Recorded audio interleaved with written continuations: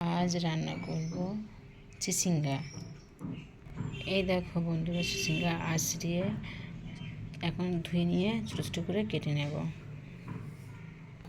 এই দেখো বন্ধুরা, ছোটো ছোটো করে কুচি কুচি করে কেটে নিয়েছি। তেল দিয়ে তেজপাতা গোটা জিরে দিয়ে দিয়েছি। এবার কাঁচা লঙ্কা চেরা দিয়ে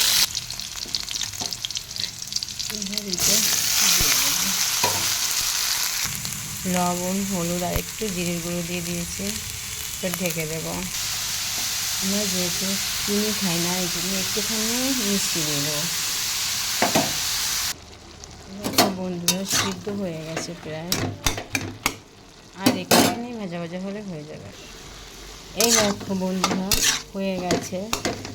এবার একটুখানি ঘি দেবো। একটুখানি ঘি দিয়ে নামিয়ে দেব।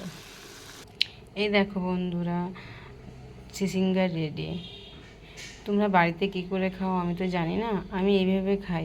তোমরা কি করে খাও আমাকে কমেন্ট করে জানিও, তাহলে আমিও শিখতে পারবো তোমরা কি করে খাও। বন্ধুরা, টাটা।